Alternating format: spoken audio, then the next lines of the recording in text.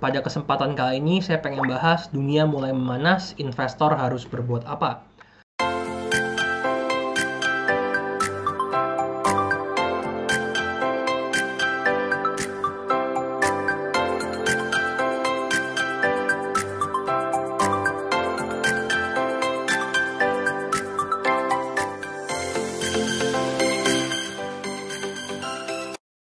Halo, welcome back to RF Channel. Balik lagi bersama saya, Adi Prasetya. Pada kesempatan kali ini saya pengen bahas dunia mulai memanas, investor harus berbuat apa.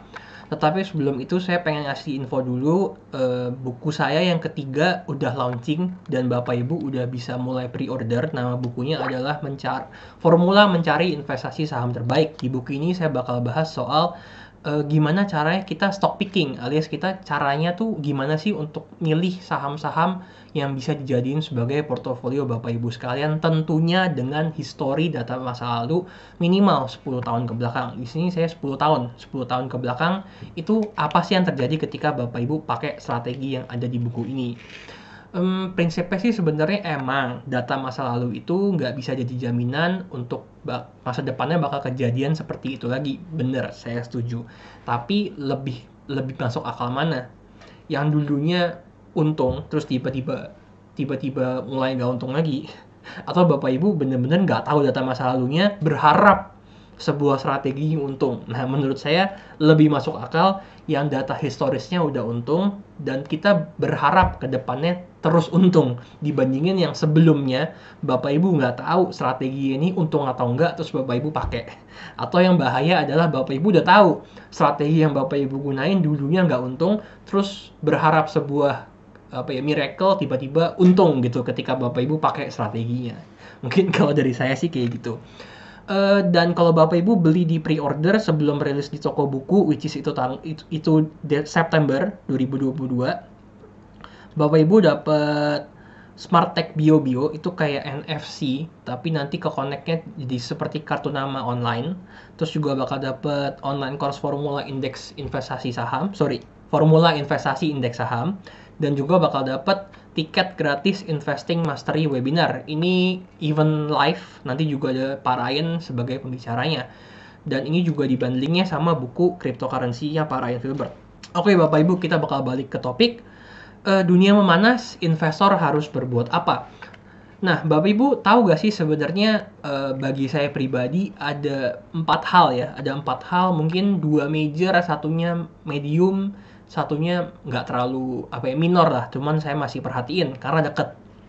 Gini Bapak Ibu, yang pertama kenapa saya bilang dunia kok kayaknya memanas? Yang pertama adalah kita udah tahu Rusia sama Ukraine itu perang udah cukup lama dan dampaknya mulai berasa ke retail. Kalau ke investor nggak usah ditanyain deh ya, kita udah tahu lah. Ukraine dan Rusia ini membuat ketidakstabilan gitu ya. Tetapi untuk retail pun juga udah mulai berasa Bapak Ibu, which is adalah komoditas deh yang paling berasa karena Rusia itu kan salah satu negara adidaya yang penghasil minyak.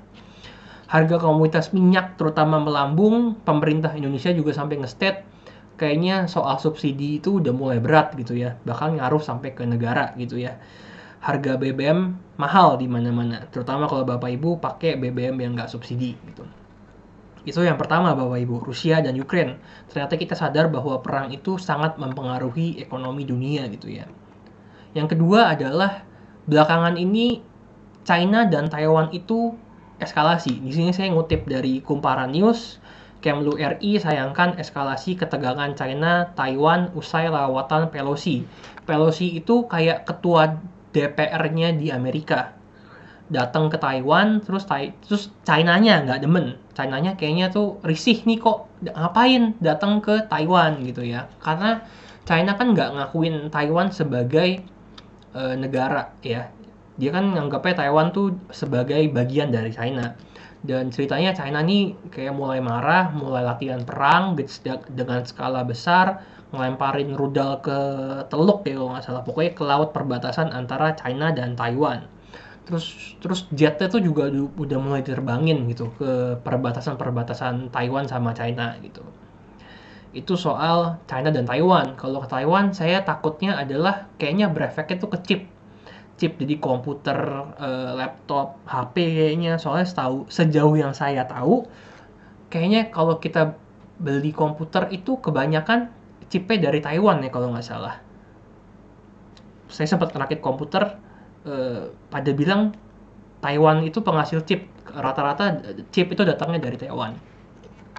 Terus juga berikutnya ada Amerika udah masuk resesi. Kemarin sempat heboh inflasi gila-gilaan di US, tertinggi sepanjang berapa puluh tahun dari lalu. Terus terakhir ada Indonesia gelar perang latihan sama US. Itu dalam acara apa ya? Garuda National Shield kalau nggak salah. Nah itu 4 berita Bapak Ibu, mungkin yang terakhir saya nggak mau terlalu bahas secara detail. Dimana dari berita ini kita bisa lihat bahwa kok negara adidaya, which is sekarang Amerika, China, sama Rusia nih mulai panas-panasan satu sama lain gitu ya Bapak Ibu. Nah, berikutnya mungkin saya pengen bahas apa yang sebagai investor kita bisa lakukan.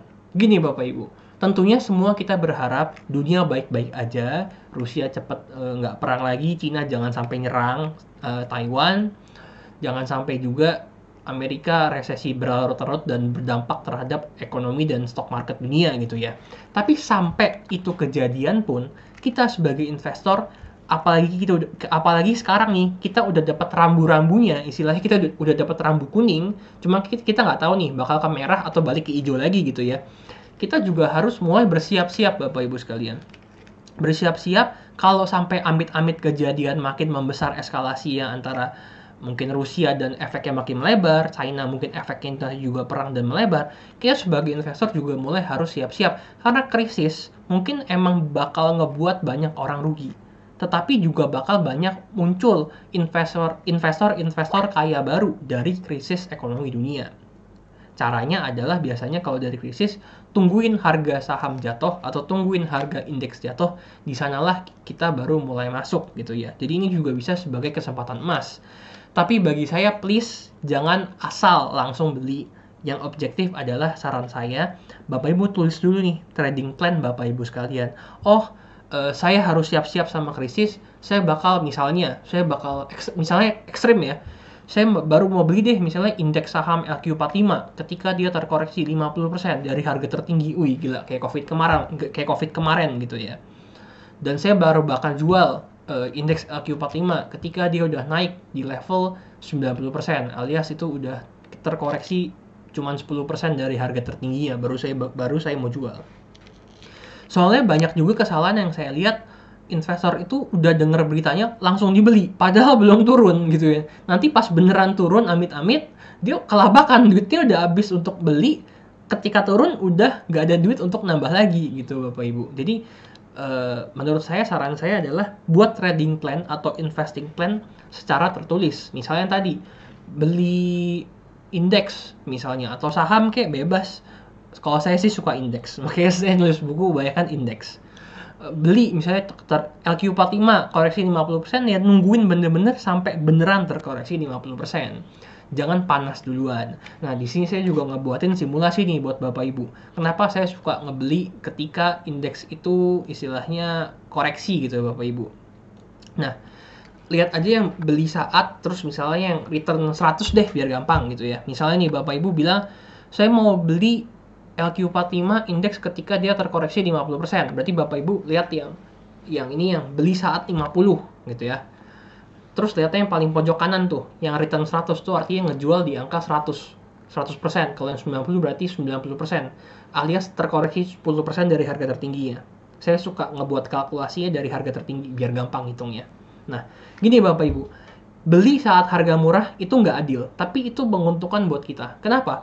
Kalau kita beli pas indeks minus 50% atau saham pas minus 50%, ketika dia balik ke 100%, kita tuh untungnya nggak 50% loh. Kita untungnya 100% Bapak Ibu. Apalagi Bapak Ibu sampai bisa dapat ketika dia terkoreksi 60%. Di situ belinya yang angka 40 nih, yang paling kiri yang angkanya 40. Maksudnya kondisi dia 40%, alias terkoreksi 60% dari harga tertinggi. Terus Bapak Ibu jualnya tuh di harga tertinggi ya, di all time new high. Itu kan terkoreksi 60%. Pas Bapak Ibu jual di harga atas, itu returnnya bukan 60% lagi, 150%. Jadi bagi saya sebagai investor, kesimpulannya adalah Ini merupakan lampu kuning ya bagi para investor kalau sampai amit-amit perang pecah tambah parah dan sampai amit-amit menghasilkan krisis atau resesi atau depresi bahkan di dunia yang ngebuat stock market kita jebol lagi. Dimana sebagai investor kita udah bisa siap-siap duluan nih. Di angka berapa Bapak Ibu mau beli dan seberapa banyak. Cuman saran saya juga diversifikasi sih, jangan cuma di saham doang gitu ya. Di tempat lain juga. Cuman kesimpulan saya pada kesempatan kali ini adalah Bapak Ibu bisa siap-siap, ya kan? Apalagi udah nonton video ini, bisa dong siap-siap sampai kejadian kita udah tahu nih kita mau ngapain gitu. Oke, thank you Bapak Ibu sekalian udah nonton video saya pada kesempatan kali ini. Semoga bermanfaat. Sampai jumpa pada video selanjutnya. Thank you. Halo, terima kasih sudah menyaksikan video di RF Channel on YouTube. RF Channel adalah channel edukasi untuk kita secara bersama-sama belajar dan mendapatkan aktualisasi mengenai investasi, keuangan, dan bisnis bersama saya, Ryan Filbert, dan tim. Add nomor WhatsApp saya di 0895 07 08 0789 0895 07 08 0789. Download aplikasi MyRF di Android atau iOS untuk mendapatkan artikel dan tema-tema khusus mengenai edukasi investasi, keuangan, dan bisnis pada aplikasi MyRF sekarang juga. Setiap bulan, saya bersama dengan tim memiliki kelas, mulai dari belajar trading dengan analisa teknikal, yang strateginya bisa Anda terapkan pada seluruh market, mulai dari saham, forex, hingga cryptocurrency, atau kelas investasi saham bernama Fundamental Camp. Untuk mengetahui kelas lainnya dan bertanya mengenai kelas, hubungi tim sekarang juga di 0852 882 6187. Sekali lagi, 0852 882 6187. Semoga terus bermanfaat. Dari saya Ryan Filbert, salam investasi untuk Indonesia.